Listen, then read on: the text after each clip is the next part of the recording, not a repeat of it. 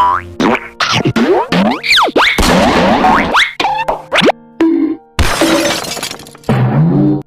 दोस्तों, मैं वसीम अल्लाह और आप देख रहे हो IT advice official YouTube channel. तो दोस्तों, आज मैं आप लोगों को जो है एक कोड बता देता हूँ, जिससे ज़रिए आप जो है अपने मोबाइल का ईमेल नंबर बिल्कुल आसानी से, ये बिल्कुल ऑफलाइन काम करता है, अपने मोबाइल का ईमेल नंबर अपने जो है मालूम कर सकते हैं। तो कोड क्या है, ये जो है सेटिंग में भी हम जो है मालूम कर सकते हैं, लेकिन सेटिंग में जाने के बजाय आप जस्ट ये फ्री कोड डायल करें और अपने मोबाइल का ईमेल नंबर जो है मालूम कर सकते हैं। तो आपने कोड डायल करनी है *#06#।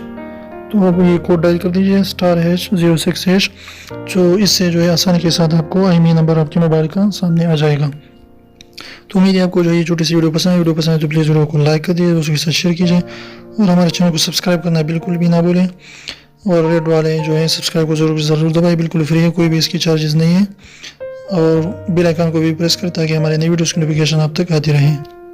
कोई बंदा जो था वो घर के कामों से जो है मायूस हो चुका था, तो उसने ख्वाब बैठ कर ये कहा कि काश घर का काम भी इश्क की तरह होता, करना न पड़ता, बस हो जाता।